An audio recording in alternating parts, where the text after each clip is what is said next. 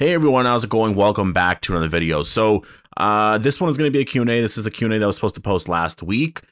Christmas is over. I hope you guys are enjoying your holidays and stuff. You know, the New Year is still, I'm excited to party and stuff for New Year's. I really can't wait for New Year's Eve, but I hope you guys are all enjoying the holidays and stuff like that right now. Stay tuned for my top 10 worst Walking Dead universe episodes. That'll be dropping tomorrow. And then I think 2 days later, I'll drop my top 10 best episodes of the Walking Dead universe. And then, yeah, just in between, I'll have other Walking Dead videos where I'm going to be doing one a day for the next couple of days, basically until January 1st, January 2nd, around there.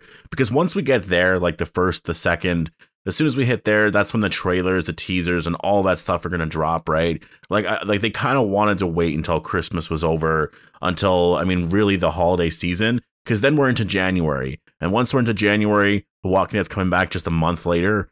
So we're gonna start to get the trailer for season 11B.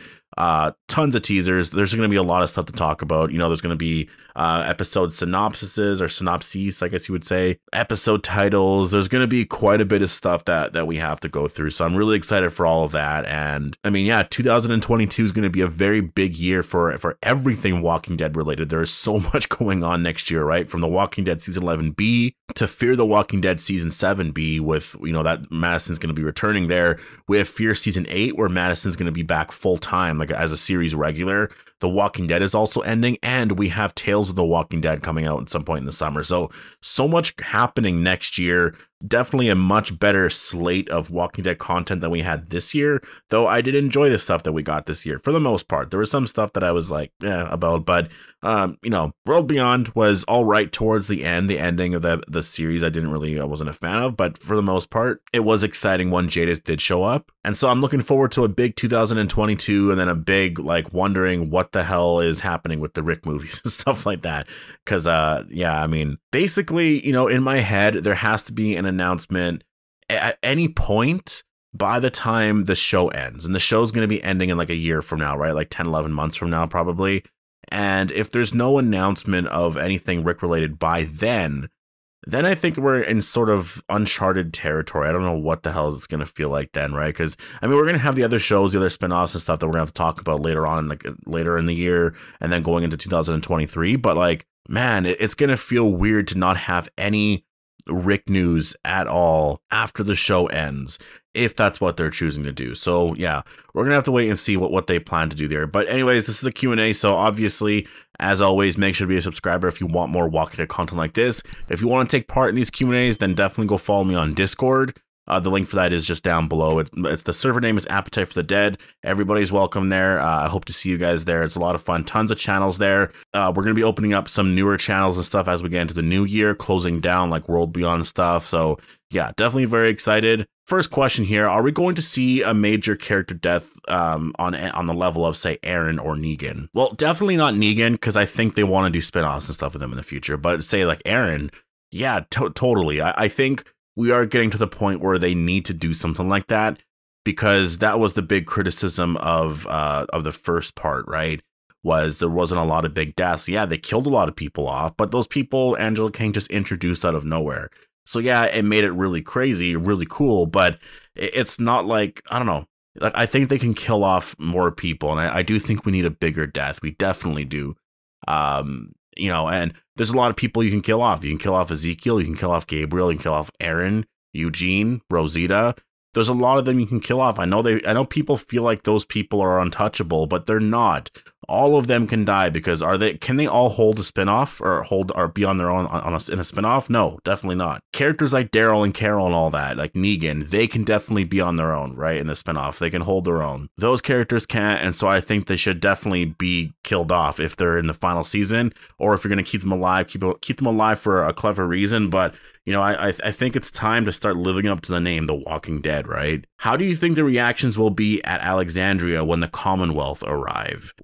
Well, shock at first, and to be honest, I don't really know what to expect, because I don't really care too much, because I don't really know what they're planning on doing. Are they just gonna believe them right away? Because if you think about it, these people show up, yeah, they have all these suits and stuff, but you can't completely trust what they're saying unless Eugene's with them, right? It's possible some of them are with them. So maybe in episode 9, episode 10, we actually have Eugene and everyone arriving back to Alexandria. That would be kind of cool. So that is also very possible. But I think everyone's reactions for the most part is going to be, I think, underwhelming. You know, like what we're all expecting, it's not going to be that. It never usually is.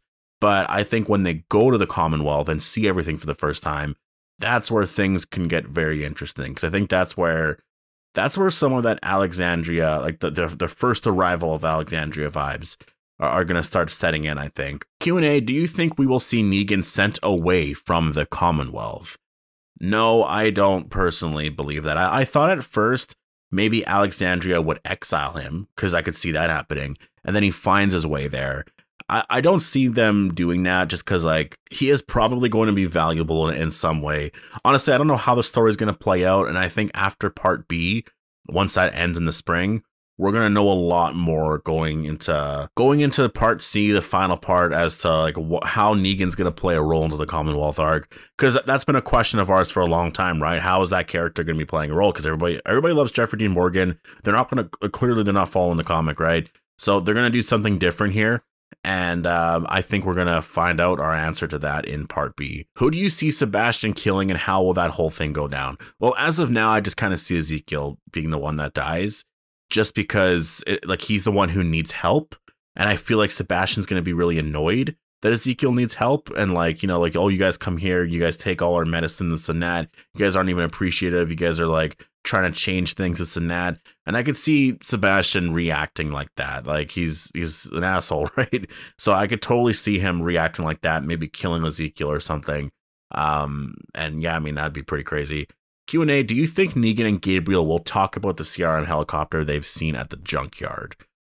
I think they have to. I just don't think it's going to happen. Like, it's pretty crazy because, like, I mean, there's a lot of things that they have to kind of wrap up or talk about, but I feel like the writers just kind of forgot about it, or they want us to just forget about it, right? There's a lot of things that, like, I think going forward, once The Walking Dead is actually over, we're going to look back on and be like, that makes no sense. That makes no sense. And I feel like that's because there was just different writers came out at different times, and different showrunners just sort of took over. And there was just like this miscommunication of everything. There's a lot of things that, you know, like, I really like Angela Kang as the showrunner. She's probably one of my favorites for sure. I do still think I prefer Frank Darabont, but I do like Angela Kang a lot. I will say the thing with Angela Kang, though, it seems like, at least now that we can look back on season 9, 10, and now 11, is there's a lot of like convenience in things, right? Like, oh, conveniently this had to happen, or this had to happen, or you just kind of have to ignore this because this thing is more exciting. It's I don't want to say lazy writing, but there's a little bit there. You know, I think in season 9, for the most part, everything was, I mean, season 9, you kind of had a lot of things that was like really exciting. I mean, you had Rick's departure, so there's a lot that you can do there. You know, the first 5 episodes, you can write this big arc. There's so much story there, right? You don't have to really write anything out and write yourself into a corner or anything like that. You can do so much, and then you get that big time jump or whatever, and then you get the Whisper arc, which is really building up to, I mean, first of all, there's the whole reveal of everything, and then you build up to the fair, right? So that's why you look back at season 9, like, it's such a great season. And then in season 10, you start to see some of the holes a little bit, right? And then in season 11, we're also starting to see that as well. You know, there's a lot of convenience, a lot of things that really made The Walking Dead are starting to kind of go away a little bit. But obviously, it's a big improvement over what Gimple was doing in season 7 and 8 still, right? Like, you know, I think Gimple in his early days, season 4 and 5, were better than what it is right now. But, you know, that is just sort of what it is, I think. I mean, it's possible it's because this season was a mega season, so the first part just kind of felt off, right? Like, if you think of the Reaper arc, like, it was kind of exciting at first when they had the masks on. Once they took those masks off, they never went back on. And then at that point, I think it just kind of got, I don't know, I think the arc suffered for it. And you look at the whole entire part there, I mean, it just, I don't know, part A is average for me. It really is just average. There wasn't anything too crazy happening. The most exciting stuff was in the first couple of episodes. And so, I mean, to answer your question, do I think Negan and Gabriel are going to be talking about the CRM helicopter? I just don't see it. I feel like that's something that they're going to completely ignore. I don't even know if it's ever going to come up. Q&A, do you think Negan will actually meet the princess in season 11B? And do you see them being in a relationship, or would you prefer the comic relationship where she's with Mercer? I do think they're going to meet. And I don't want them to be in a relationship just because I feel like Negan needs to kind of be on his own for a little bit just because of the stuff with Lucille. And also, I really like the Princess and Mercer dynamic just because of that one scene of them together. I kind of want them together. I think that relationship could work really well. I'm also a big fan of the comics, so it's just kind of cool to see that happen. But yeah, I do think Negan and Princess are definitely going to meet. Would you rather see Shane live up to season 11 or see Glenn live up to season 11? I have to go with Glenn. I prefer Shane as a character, but I would have to go with Glenn because he has a son. I know Shane has a daughter, I know that, but like in my head, Judith isn't Shane's daughter. It's Rick's like real biological daughter. I know what they're all saying. I know what everyone else, like Kirkman, everybody are saying. In my head, I ignore it and I'm like, no, Judith is biologically Rick's. Honestly, in my head, that's exactly how I view it all. So I'd have to go with Glenn because Herschel is really amazing, and I feel so sad for him that he doesn't have a father right now. Predictions on I guess you meant season 11. Yeah, season 11 trailer, season 11B trailer date. My prediction is like the week of January 10th. I think it's going to come out around there. When Sebastian kills a major character like Ezekiel, who do you think will take Carl's position and confront him outside of his cell? Yeah, that's hard actually. I guess you would have to have like Carol or something, right? That is really hard because actually, I mean, that could be something that they completely just ignore, because they're not going to add everything there, right? So I could totally see them ignoring that part of it, keeping the big thing from the comic, but, you know, the show does the original material all the time. I could totally see them ignoring all of that. Spoilers for No Way Home, and this is from Bully Maguire here on the Discord. Man, I love the Bully Maguire memes. They're the best. Not really The Walking Dead, but do you see Toby Maguire and Andrew Garfield coming back to do a second movie? I actually see them doing a Spider-Man 3 or a Spider-Man 4 movie, like a Spider-Man 4 with Toby, Amazing Spider-Man 3 with Andrew Garfield. I figured that was the plan already, that they would announce it this week, or I guess last week, but I guess not because of spoilers and stuff like that, so they're trying to stay away from that, although I think everyone knows now. They're kind of posting the spoilers everywhere right now, but I think that, you know, yeah, I could totally see both of them coming back to do their own movies, because it's trending on Twitter right now. I know a lot of people want Amazing Spider-Man 3 with Andrew Garfield, and yeah, he does deserve it, because he does deserve to have his trilogy sort of finished, or, you know, at least do another movie. But like, I'm kind of at the point where I'm like, well, why just give him one movie? Like, give Andrew Garfield a few movies to do. Like, you can open up this thing into a new universe. Same with Tobey Maguire. He's my favorite Spider-Man. He's everyone's favorite Spider-Man, right? Out of all the three, I think Tobey's the most popular. So I think do way more movies with him. Don't just give him a Spider-Man 4. I mean, obviously they got to see how it performs, but like, do a Spider-Man 5 and a 6. Have them come back in the future where they can actually meet each other in the future. Do some Madam Web stuff. You know, there's a lot of really cool things that you can do there. So I totally see them coming back. That's definitely not the last that we saw of them. But thank you guys so much for posting all of your questions. I mean, there's a lot more questions here that I would like to get to, but we sort of ran out of time here. Thank you guys so much again. If you want to take part in these Q&As, definitely go follow the Discord. It's just Appetite for the Dead. The link for it is down below.